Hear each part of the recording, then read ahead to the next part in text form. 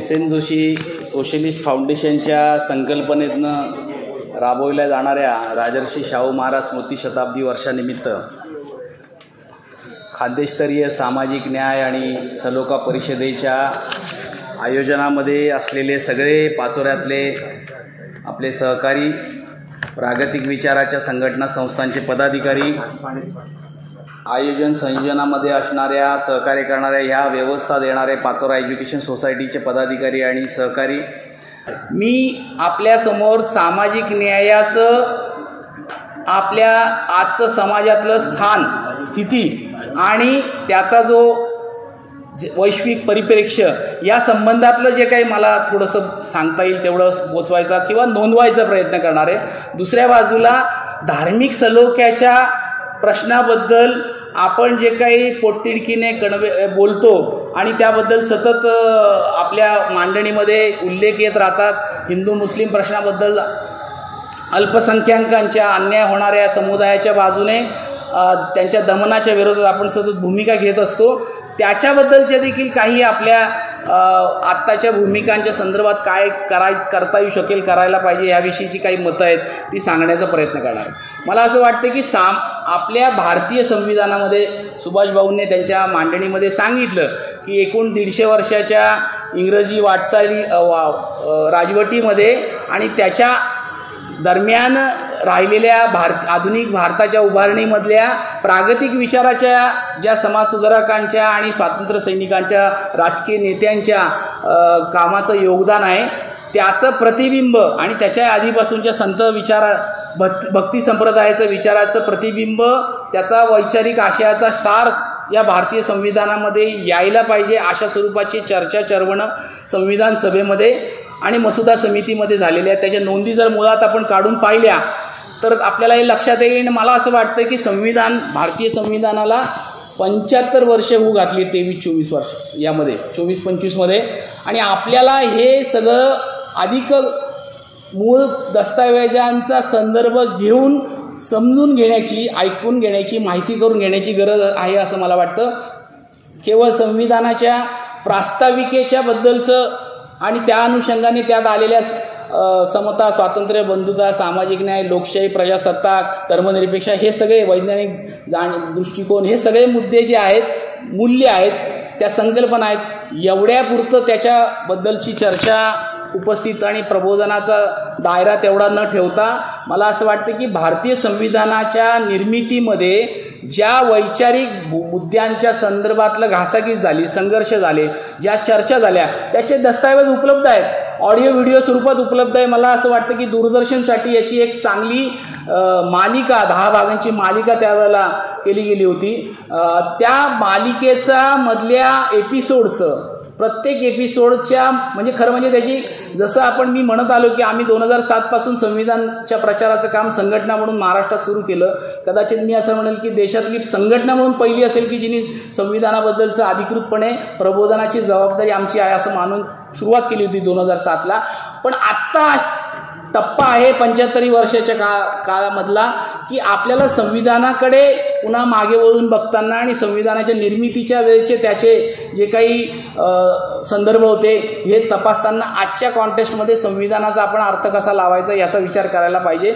आपली त्याबद्दलची संविधानाकडे बघण्याची जी पोथीनिष्ठता आहे, आंबेडकरी विचाराची, दलित चळवळीची, समाजवादी विचाराची, अजून इतर प्रागतिक विचारांची, गांधीवादी, सर्वोदयी विचाराची, ही एकूणच प्रागतिक विचारसरणीची संविधानाकडे बघण्याची जी पोथीनिष्ठता आहे ती पण आपल्याला तोडायला पाहिजे। ती चौकट बाजूला ठेवून आपल्याला संविधानाच्या मूळ निर्मितीच्या संदर्भातल्या चर्चा, वादविवाद, संघर्ष आणि त्याच्यातनं निर्माण झालेल्या या सगळ्या संकल्पना या आणि स्वीकारलेल्या आपण मूल्य, आशय याच्याकडे बघण्याची गरज आहे असं मला वाटतं। त्यामुळे भारतीय संविधानाच्या 75 निमित्ताने हे नक्की मी म्हणू इच्छितो की संविधानाचा गाभा काय आहे, संविधानाचा मध्ये आपण स्वातंत्र्य, समता, बंधुता, सगळ्यांना एक मत एक पद हे सगळं मिळालं, एका फटक्यामध्ये मिळालं। जगात कुठेही इतक्या सहजपणे एका लिखित डॉक्युमेंटच्या माध्यमातून हे उपलब्ध झालेलं नाही, त्याच्यासाठी संघर्ष करावा लागलेला। हे आपल्याला माहिती आहे की महिलांना मताचा अधिकार मिळवण्यासाठी इंग्लंडमध्ये लोकशाही असून देखील 100 वर्ष वेळ लागला आणि त्याच्यासाठी त्यांना रक्त सांडावं लागलं, मोर्चे काढावे लागले. आपल्याकडे हे आपल्याला सहजपणे मिळालं. कदाचित ते सहजपणे मिळालेली किंमत आपल्याला अजूनही 75 वर्षांनी देखील समजलेली नाही. ती मोजण्याची तयारी आपल्याला या काळात, आता जो विरोधाचा, संघर्षाचा, संविधानाचा मूल्य आशयाचं महत्त्व, गांभीर्य, त्याच्या संविधानिक यंत्रणांचा अधिकार आणि त्याचा प्रभाव हे घालवण्याचे प्रयत्न जे काही हिटलरशाही विचार, सरंजामी विचाराच्या माध्यमातून होत आहेत, त्यावेळेला आपल्याला याचं गांभीर्य लक्षात घ्यायची गरज आहे की संविधान हवं आहे. भारतीय संविधानाच्या आधारित आमच्या देशाचा कारभार आम्हाला चालवायचा आहे भविष्यातही, हे आपल्याला स्वतःशी पहिल्यांदा स्पष्ट करण्याची गरज आहे असं मला वाटतं. प्रागतिक विचारांच्या वेगवेगळ्या विचारसरणीतल्या प्रवाहातल्या संघटना, संस्था, चिंतक, अभ्यासक, कार्यकर्त्या सगळ्यांच्या बाबतीत असं मी प्रामाणिकपणे पण नम्रपणे ठामपणे सांगू इच्छितो. कारण आपली त्याबद्दलची बघण्याची स्टिरियोटाईप पद्धत म्हणजे अजूनही आत्तापर्यंत संविधानाकडे बघण्याची, आदर ध्यान, दलित कम्युनिटी, दलित आंबेडकरी विचाराच्या समूहाच्या पलीकडे बघण्याची दृष्टिकोन काय होता? आंबेडकरांच्या पुढाकाराने संविधान झालंय, आंबेडकरांच्या मार्फत झाले. त्यामुळे संविधानाला स्वीकारण्याबद्दल, आंबेडकरांना स्वीकारण्याबद्दल आपल्या मनामध्ये हीच होता प्रागतिक विचाराच्या विविध विचारसरणींमध्ये. आत्ता कुठे आपण बाबासाहेबांच्या बद्दल आणि संविधानाबद्दल आत्मीयतेने बोलायला आणि काही प्रमाणात कृती कार्यक्रम करायला लागलेलो आहे. आणि हे देखील मला वाटतं सहजासहजी घडलेलं नाही. हे परिस्थितीच्या दबावातनं आपल्याला करण्याची वेळ आली आहे का काय आपल्यावर, याचाही आपण नीट विचार केला. म्हणजे आपण आपल्या या भूमिकांशी किती प्रामाणिक आहोत, संविधानिक मूल्यांच्या सोबत राहण्याच्या भूमिकांशी आपण किती वैचारिकदृष्ट्या देखील प्रामाणिक आहोत, याचा नीट विचार करायला पाहिजे असं मला वाटतं. आणि हे म्हणत असताना मला नक्की असं वाटतं की संविधानाचा एकूण अर्थ आपल्याला जगामध्ये लोक काय घेत आहेत आपल्या भारतीय संविधानाचा. म्हणजे आमच्या अनिसच्या एका परिषदेमध्ये जब्बार पटेल आले होते. त्या जब्बार पटेल त्या बाबासाहेबांवरच्या सिनेमा त्यांनी जो बनवला त्याची एक गोष्ट सांगत होते की ते म्हटले की जेव्हा बाबासाहेबांच्यावरचा सिनेमाचा प्रीमियर इंग्लंडमध्ये, लंडनमध्ये ठेवला होता आणि त्या इंग्लंडमधल्या त्यांचे जे काही खासदार होते त्या अपर हाऊस अँड लोअर हाऊसचे, ते सगळ्या उपस्थित होते. ज्युडिशियरीचे सगळे लोक त्या ठिकाणी होते आणि त्यांच्या उपस्थित तो प्रीमियर शो झाला. त्याच्यानंतर त्याच्यावरच्या थोडे डिस्कशन झाला. त्यावेळेला तिथल्या सुप्रीम कोर्टाचा जज प्रमुख असे म्हटले की भारताचं संविधान हे जगाच्या दृष्टीने केवळ भारताच्या नाही, एक महत्त्वाचं डॉक्युमेंट आहे. ते एका महाकाव्यासारखं आहे. त्याच्यातली जी प्रस्तावनामध्ये एकूण संविधानाचा इतका आशय व्यवस्थितपणे शब्दबद्ध केलेला आहे. हे मोठं कौशल्याचं काम होतं आणि याच्याबद्दल बाबासाहेबांनी त्यांच्या सहकार्याला निश्चितपणे आपण मार्क दिले पाहिजे. पण तेवढ्यापुरतं नाही तर त्यांचा त्याच्याकडे बघण्याचा दृष्टिकोन होता की जगात असं कुठलंही डॉक्युमेंट नाही, कॉन्स्टिट्युशनल डॉक्युमेंट, त्या देशाचा कायदा, देशाचा कारभार चालवण्याचे जे काही वस्तू, जे काही संदर्भ ग्रंथ असेल की ज्याच्यामध्ये ही कमिटमेंट दिली आहे, वी द पीपल, आपणच आपल्याला एक कमिटमेंट दिली आहे की आम्ही आमच्या समाजातल्या पिछड्या, दबावग्रस्त, अन्यायग्रस्त, वंचित अशा समूहांना माणूस म्हणून सन्मानाने जगण्यासाठी सामाजिक न्याय प्रस्थापित करू. म्हणजे भारतीय संविधानाकडे सामाजिक न्यायाचं एक डॉक्युमेंट म्हणून, जगाला मार्गदर्शक ठरणारं दस्तावेज म्हणून बघितलं जातं. हे मला या निमित्ताने तुम्हाला नोंदवायचं आहे, कृपया लक्षात घ्या. संविधानाने मताचा अधिकार मिळाला, स्त्री पुरुष समतेचा अधिकार मिळाला, संविधानानं सरंजामशाही संपली. सरंजामशाही आणि आपल्याकडे चातुर्वर्ण आणि जाती व्यवस्थेला नाकारलं जरी असलं संविधानाने कागदावर, तो बाबासाहेबांच्या संविधान सभेतल्या शेवटच्या भाषणाचा इशारा आपल्याला लक्षात घ्यायला पाहिजे. ते म्हटले की जे संविधान राबवणारे किती लायक आहेत, त्याच्यावर संविधान चांगलं की नाही, वाईट हे ठरणार आहे. आणि आज ही वेळ आलेली आहे, हे आपण अनुभवतोय. आपल्यातले पण आपण अनुभवतोय आणि आपल्या विरोधातल्या लोकांच्या बाबतीत जास्त अनुभवतोय, हे लक्षात घ्या. त्यामुळे संविधानाच्या मध्ये जरी हे कागदोपत्री नोंदवलेले सगळे कमिटमेंट्स आपल्या असल्या तरी वस्तुस्थितीमध्ये ते येताना त्यांनी सांगितलं की संविधानाने एक मत एक पद, मालमत्तेचा, अभिव्यक्ती स्वातंत्र्याचा, विचार व्यक्ततेचा अधिकार जरी मिळाला असला तरी आर्थिक समता पुरेशी नाही. सामाजिक समता म्हणजे चातुर्वर्ण व्यवस्था आणि जात व्यवस्थेतल्या उतरंडीमुळे होणारं शोषण, याच्या बाबतीत जोपर्यंत समाज शहाणा होत नाही, आपलं वर्तन, आपला व्यवहार, आपली माणुसकीचा वर्तणूक हे करत नाही, तोपर्यंत त्या अधिकारांना काही अर्थ नाही. त्यामुळे वोट पे नोट पासून आपल्याकडं आत्ता सांगितलं खलील भाऊने की दलित महिलेला, वृद्ध महिलेच्या याला अंत्यविधीला जागा उपलब्ध करून देणार नाही, इथपर्यंत असे अनेक घटना आजही आपल्या सभोवताली घडत आहेत. आणि त्यामध्ये मूळ प्रश्न हा सामाजिक न्याय प्रस्थापित झाला आहे की नाही हाच आहे. सामाजिक, मी हे प्रामाणिकपणे सांगू इच्छितो, माझा अनुभव असा आहे गेल्या 20 वर्षातला, 2007 पासून ते 15 वर्षातला, 22-23 पर्यंतचा, की संविधानाबद्दल वेगवेगळ्या जनसमूहांशी बोलण्याचा प्रयत्न केला. अगदी प्राथमिक शाळेतल्या मुलांच्या, बालक मंदिरातल्या मुलांच्या पासून तर नवरात्रीच्या उत्सवामध्ये जमलेल्या आया बहिणींच्या, वडीलधारा, ग्रामीण भागातल्या पाड्यावरच्या महिलांपर्यंत. गंमत अशी आहे की त्यांच्याशी संवाद होऊ शकतो संविधान या विषयाला घेऊन, हे आपल्याला पहिल्यांदा स्वतःला समजावं लागतं की अरे यांच्याशी हा केवळ तत्वसैद्धांतिक चर्चेचा विषय नाही. संविधान म्हणजे कायदे आणि अनुसूची आणि कलम आणि तांत्रिक त्याचे संकल्पना ह्याची चर्चा नाही, तर संविधान म्हणजे माणूस म्हणून जगण्यासाठी आपल्या मानवीय अधिकारांच्या संबंधातली स्पष्टता करून घेणं आणि ते त्याच्यामध्ये कुठे आहे हे समजून घेणं म्हणजे संविधान समजून घेणं आहे. मला असं अजिबात वाटत नाही की कायद्याच्या परिभाषांमध्ये म्हणजे प्रश्न पडतो. अजूनही न्यायालयीन व्यवस्थेतल्या निवृत्त न्यायाधीशांना किंवा वकिलांना जेव्हा आपण बोलवतो संविधानावर भाषण करायला, अत्यंत तांत्रिक, कंटाळवाणी अशी भाषणं ते करतात. अकॅडमिशियन्स पण अशीच भाषणं करतात, असं माझं मत आहे. त्यामुळे आपल्याला, सामान्य माणसाला अशा पद्धतीने तयार केलं पाहिजे, आपण तयार व्हायला पाहिजे की संविधानावर आम्ही बोलू शकतो. संविधानावर कुणाशीही कधीही कुठल्याही स्थितीमध्ये आपण बोललं पाहिजे. संविधान काय हे समजून घेतलं पाहिजे आणि समजून सांगण्याचा आपल्या परीने प्रयत्न केला पाहिजे.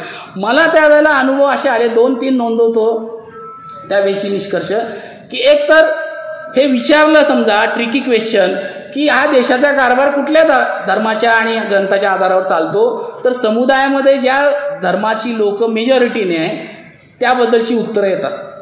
अजूनही तुम्ही अनुभव घेऊन बघा, संविधानाच्या आधारावर या देशाचा कारभार चालतो याच्याबद्दलची माहितीच नाही, त्याबद्दलची स्पष्टताच नीट नाही आलेली नाही. कारण सभोवतालीचे फतवे निघतात, निर्णय होतात, धार्मिक संघटना ज्या स्वरूपाच्या घोषणा करत असतात, ह्यामुळे सामान्य माणसाची अशी मतं होऊ शकतात. पण दुसऱ्या बाजूला 75 वर्षात संविधानिक जबाबदारी असणाऱ्या राज्यकर्त्यांनी, लोकप्रतिनिधी निवडून दिलेल्या राज्यकर्त्यांनी, जी आपली इकडं रिप्रेझेंटेटिव्ह डेमोक्रेसी आहे, आपण प्रतिनिधी निवडून देतो आणि त्यांच्यामार्फत कारभार चालतो, त्यांनी काय केलं याच्या बाबतीत? त्यांनी पुढाकार का नाही घेतला? त्यांनी का प्रयत्न केला नाही लोकांना हे समजून सांगण्याचं की या देशाचा कारभार संविधानाच्या आधारावर चालतो आणि त्याच्या आधारावर तुमचे हे अधिकार आहेत, हे हक्क आहे, हे कर्तव्य आहे. आणि त्यापेक्षाही जास्त जबाबदारी नोकरशाहीची होती, प्रशासकीय यंत्रणेची होती. ते तर याच्या बाबतीत गेंड्याच्या कातडीची आहेत. म्हणजे गेंड्याला देखील आपण त्याच्या शिवी दिल्यासारखं आहे, अशी स्थिती आहे की ते अजिबातच या बाबतीत अवेअर नाही आणि इतरांना अवेअर करण्याबद्दल अत्यंत उदासीन आहे किंवा नकारात्मक आहे. कारण त्यांना दोन्ही या घटकांना, जे देश चालवणारी म्हणून आपण या संविधानिक व्यवस्थेमध्ये ज्यांना जबाबदारी दिली आहे, लोकप्रतिनिधी आणि प्रशासन, या दोघांनाही असुरक्षेची भावना आहे की आम्ही लोकांना शहाणं केलं तर आमच्या अधिकार पदावर आणि हितसंबंधावर गदा येईल. तर ही गदा आणण्याचा हाच तर कार्यक्रम आहे सामाजिक न्यायाचा आणि संविधानाचा. पण ते या बाबतीत आपल्या या सगळ्या संविधानिक मूल्य आशयाच्या अधिकारांवर, हक्कांवर यामुळे अटकाव करायचा प्रयत्न करता. हे आपण समजून घ्यायला पाहिजे. आपण व्यवस्थेचा भाग आहोत असं जरी असलं तरी आपण व्यवस्था बदलवण्यासाठी संविधानिक अधिष्ठानावर प्रयत्न करत राहणं आपली जबाबदारी आहे, नागरिक म्हणून, माणूस म्हणून. हे पण आपल्याशी स्वतःशी आपली कुणगाट असणं आवश्यक आहे. नाहीतर संविधान हे केवळ जसं आपल्याला चलती नाणं अशासारखं आहे की आज तिकडे संघीय विचाराच्या मंचांवर देखील प्रातस्मरणीय गांधी आणि आंबेडकर आणि फुले देखील आता थोडे थोडे दिसायला लागले. कारण नाईलाज आहे त्यांना, कारण त्यांना मतांचं गणित आणि सत्तेचं राजकारण करायचं आहे. त्याच्यासाठी त्यांना अनुनय करणं भाग आहे. कारण त्यांच्याकडे आता देखील, आता कालच आम्ही अंमळनेरला जाऊन आलो. अंमळनेरला अखिल भारतीय साहित्य संमेलन होऊ घातलेलं आहे आणि म्हणून अखिल भारतीय होणारे म्हणजे विद्रोही होणार आहे. त्यामुळे विद्रोहीच्या संबंधातलं काय करायचं म्हणून आपल्या तिथल्या सगळ्या प्रागतिक विचाराच्या लोकांशी एक प्राथमिक चर्चा सुरू झाली. त्यामुळे हीच मुद्दा झाला की एकाच ठिकाणी दोन गुरुजी कसं काय असू शकतात, साने गुरुजी पण आणि गोळवलकर गुरुजी पण एकाच ठिकाणी कसं काय असू शकतात, हे प्रश्न विचारला आपण आपल्यातल्या लोकांनी पण विचारले पाहिजे. आणि त्याच्याबद्दलचा एक दबाव, धाक, लोकशक्तीचा धाक आपल्याला निर्माण करायला पाहिजे.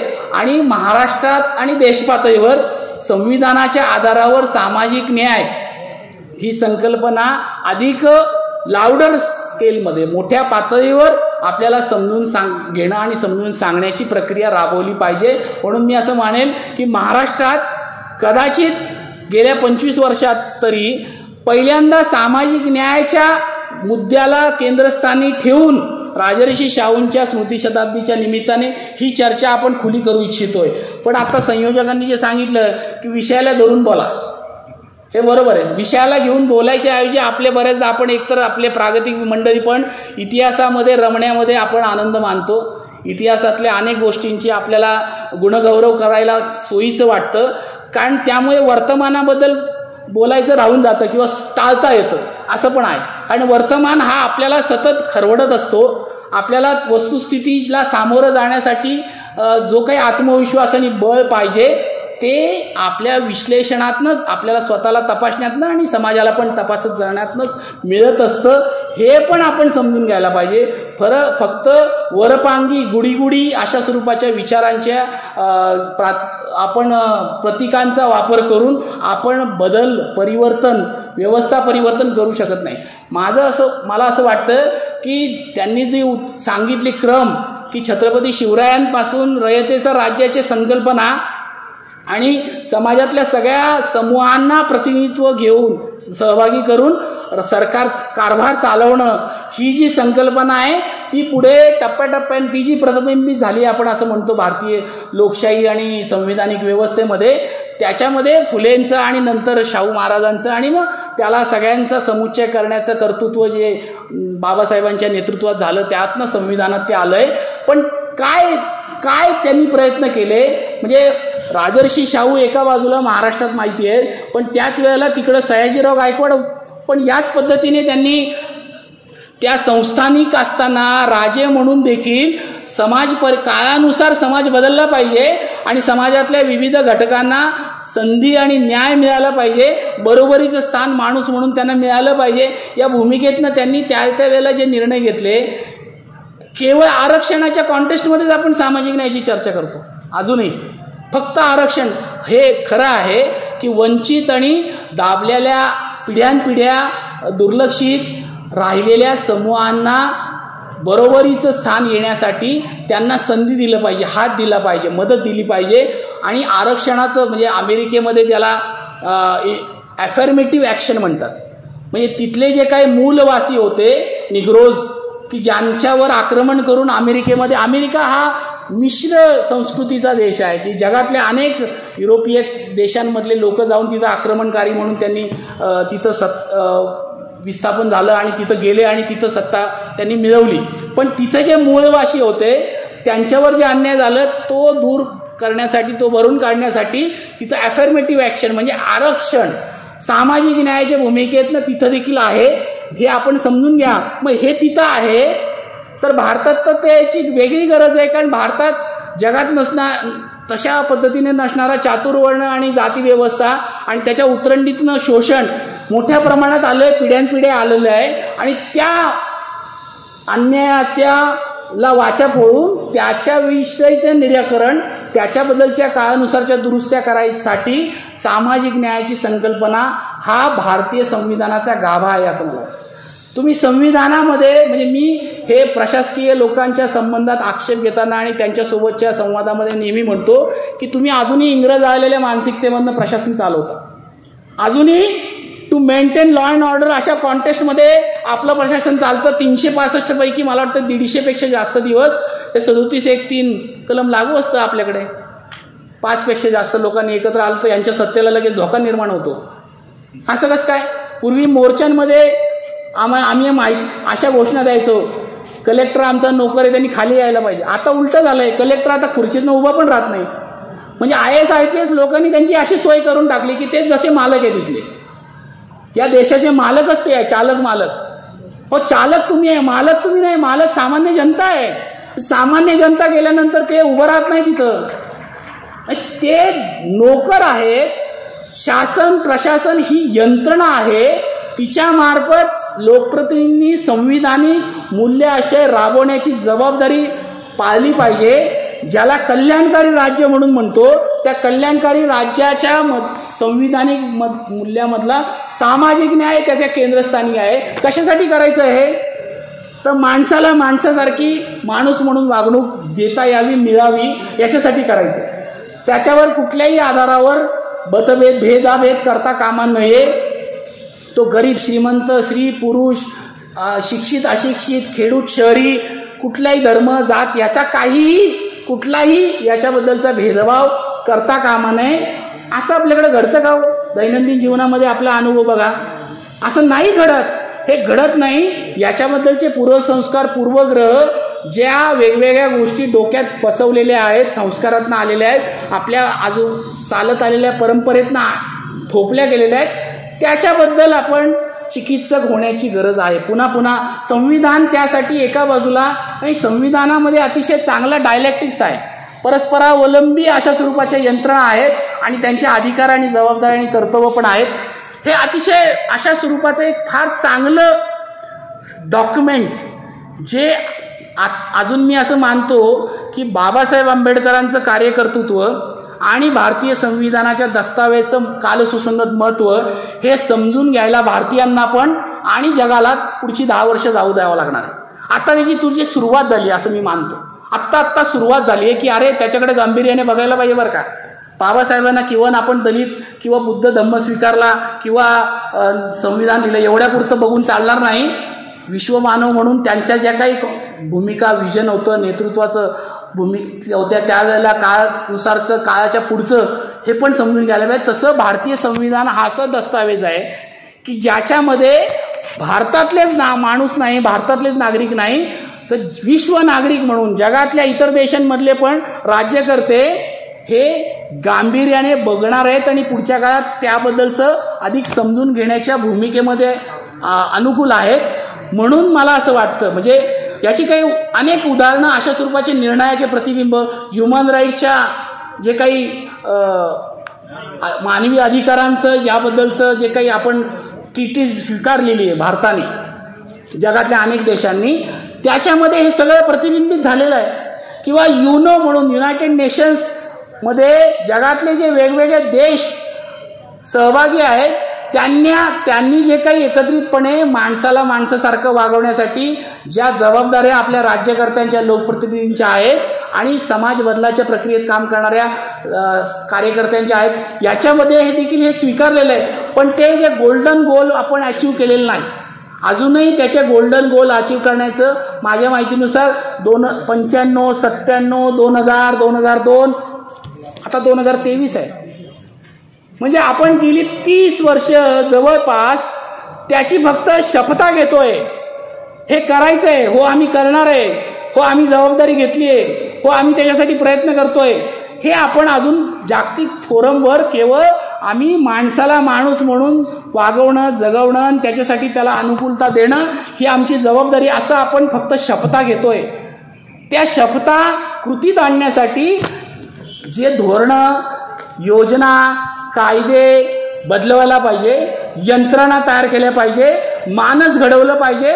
याच्यासाठी शासन प्रशासनाचं जबाबदारी मोठी आहे आणि त्यांना ते करायला भाग पाडण्यासाठी आपल्यासारख्या नागरिकांच्या समूहांचा दबाव त्याच्यावर निर्माण होणं आवश्यक आहे. म्हणून ते लोकशाहीमध्ये 4 स्तंभ वगैरे असं म्हणतात. तर त्या 4थ्या स्तंभाचं काय स्थिती आहे, तो आता गोदी मीडिया गेलेला आहे सगळा पूर्ण.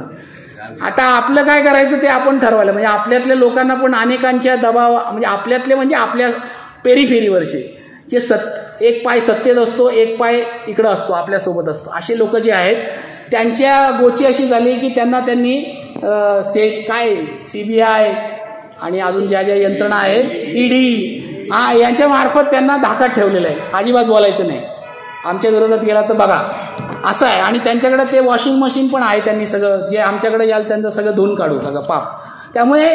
त्याच्यामुळे काही मंडळी आहेत, पण आपल्यासारख्यांना काय अडचण आहे. मेधा पाटकरांच्या प्रॉपर्टीची चौकशी करा चालू आहे, तिकडं सोनारकरांवर 2 गुन्हे दाखल झालेले आहेत, म्हणजे चालू आहे. म्हणजे पण आम्हाला भीती नाही, तर करतायत ना, फिरतायत ना देश प्रदेशामध्ये. आम्हाला आपण जे म्हणतोय की आपल्याला हे डंके की चोटवर सांगायला पाहिजे की नाही तुम्ही चुकताय. राजा नागडा हे सांगायला पाहिजे ना कुणीतरी. ते सांगायचं काम आपल्यासारखी करतायत. आपली बिरादरी वाढावी, आपल्याला याच्याबद्दलची स्पष्टता यावी, आपल्याला कामाच्या बद्दलचं टोक दिसावं, त्याच्यामध्ये पुढचं वाटचालीचं धोरण आणि कार्यक्रम आपले निश्चित व्हावेत. ह्याच्यासाठी एकट्याने नाही तर समुदायाने एकत्र यायची गरज आहे. मला वाटतं राजर्षी शाहूंच्या वेळेचा तो अनुभव, त्याच्या आधीचा फुलेंचा अनुभव, त्याच्यानंतरचा बाबासाहेब आणि त्यांच्या समकालीन स्वातंत्र्य चळवळीतल्या सगळ्या गांधी नेहरू पर्वाचा अनुभव, आणि त्याच्यानंतर 90च्या दशकानंतर जे काही बदललं, जागतिकीकरण, खुलेकरण आणि बाबरीचा निमित्ताने निर्माण झालेला देशातला उन्माद, आणि त्याच वेळेचं मंडल चकचा प्रयत्न जो काही अंमलबजावणीचा, ह्या सगळ्या कॉन्टेक्स्टमधनं अजूनही आमच्या किंवा आमच्या आधीच्या पिढीतली लोक त्या स्ट्रॉमधनं बाहेर पडलेत असं मला वाटतं.